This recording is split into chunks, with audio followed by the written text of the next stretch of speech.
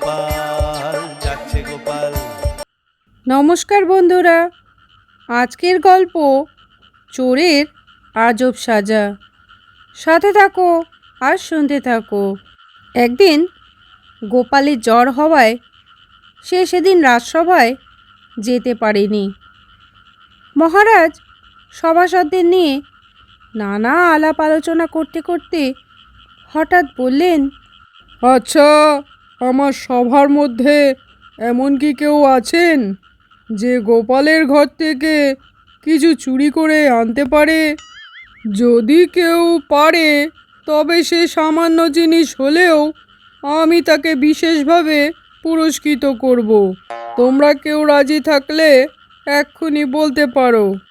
মহারাজ কৃষ্ণচন্দ্রের মুখে এমন কথা শুনে পুরস্কারের লোভেও কেউ রাজি হলো না গোপালের ঘরে চুরি করতে। কারণ গোপাল বড় চতুর।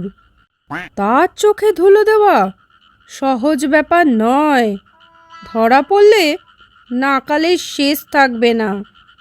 নাকানি চোবানি তো খেতে হবেই। আর সে তার প্রতিশোধ একদিন না একদিন নেবেই নেবে, এবং অশেষ দুর্গতির সীমাও থাকবে না। এমন সময় ভোপাল নামে একটি লোক পুরস্কারের লোভে সেদিন মধ্যরাত্রে গোপালের বাড়িতে শীত কেটে প্রবেশ করল। গোপাল সেদিন রাজসভায় উপস্থিত না থাকলেও আগে থেকেই রাজসভার কথা জানতে পেরে গিয়েছিল।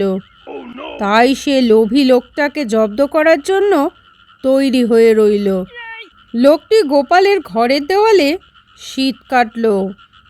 গোপাল পূর্ব প্রস্তুতি মতো একটা মানুষের বিষ্ঠাপূর্ণ কলসির উপরে গোটা কতেক টাকা রেখে দিয়েছিল, এবং সেখানে নিজে একপাশে আত্মগোপন করে দাঁড়িয়ে রইল। লোকটি শীত কেটে যখন ঘরের মধ্যে মাথা গলিয়ে ঢুকে দেখল যে সামনেই একটা টাকা ভর্তি কলসি বসানো আছে, সে আর কাল বিলম্ব না করে তাই মাথায় তুলে নিয়ে মনের আনন্দে রাজবাড়ির দিকে এগোতে যেতেই গোপাল ঢিল ছুঁড়ে মারল।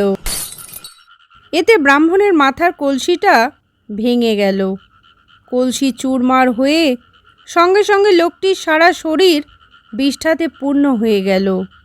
তখন ভোর হয়ে গেছে। গোপাল বেরিয়ে বলল, কে বাবা চোর, চুরি করা হলো? মহারাজ কৃষ্ণচন্দ্র পরে গোপালের মুখে এসব কথা শুনে বেশ আনন্দিত হলেন।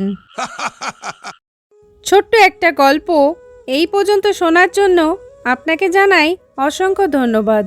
গল্পটা কেমন লাগলো অবশ্যই মন্তব্য করে জানাবেন।